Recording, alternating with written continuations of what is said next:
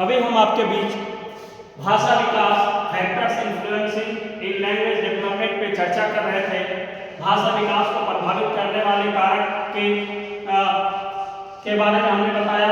Health पहला जो प्रभावित करने वाले कारक health, intelligence, gender differences, socio economic status, और पांचवा पॉइंट हम आपके बीच चर्चा कर रहे थे साइज ऑफ द फैमिली, परिवार का आकार। परिवार का आकार जिस अनुरूप होता है उस अनुरूप बहुत सारी चीजें बच्चों के अंदर होती हैं। अगर किसी का परिवार छोटा होता है तो उस छोटे परिवार के अनुरूप बच्चों को भाषा विकास से संबंधित हो पाते हैं, और उसके जिसके कारण बच्चों को भाषा विकास को प्रभावित करते हैं। इसलिए कि परिवार के कम सदस्यों के बीच बच्चों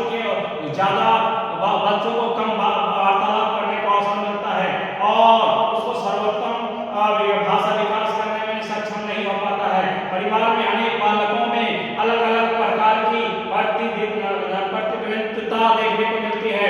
भाषा विकास न केवल मंद होता है बल्कि उनमें भाषा संबंधी तरह तरह के दोष जैसे हकलाना, तुतलाना आदि भी उत्पन्न हो जाते हैं। इसलिए छोटे परिवार में बच्चों को वार्तालाप करने का, बातचीत करने का, अपने प्रश्न पूछने का अधिकार भी कम मिल पाता है, जिसकी वजह से भाषा को विकास को प्रभावित करने वाले कारकों की श्रेणी में साइज ऑफ द फैमिली भी आता है। नेक्स्ट पॉइंट है वह है बर्थ ऑर्डर।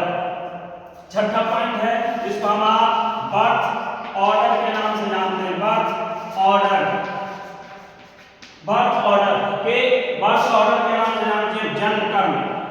बर्थ ऑर्डर कहते हैं जन्म कर्म।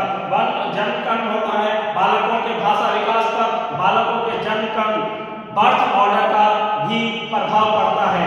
प्रथम जन्म कर्म वाले बालकों का भाषा विकास बाद के जन्म कर्म वाले बालकों की तुलना में अधिक तीव्र गति से होता है। वह इसलिए कि माता पिता अपनी प्रथम संतान पर दूसरी या